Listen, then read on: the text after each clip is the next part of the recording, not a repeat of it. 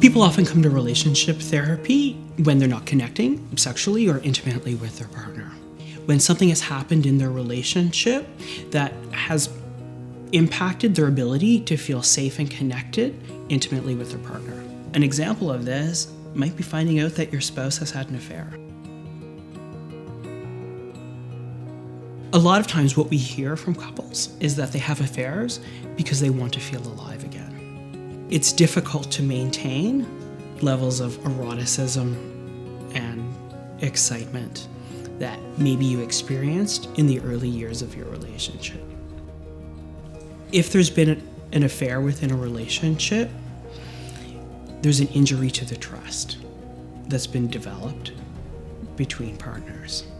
It's hard to be open and honest with your partner, particularly if you're feeling betrayed. It's hard to make yourself vulnerable. People feel afraid to trust again. They question the erotic connection with their spouse and feel insecure about their ability to move forward. It's difficult because oftentimes people are looking for reassurance and support from the very person who betrayed them in the first place. Therapy is one way to help that injury heal. People who have betrayed a partner or spouse are equally as conflicted. In therapy, we work to understand the perspective of each partner and then act to help each partner do the same. Therapy gives you an opportunity to share your emotions, your worries, your fears in a safe and non-judgmental environment where you have a clinician that's skilled in helping the two of you to resolve those differences.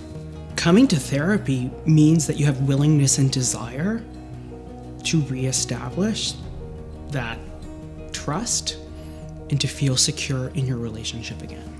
The common ground is that you both want help and you want some support in working through this really painful issue.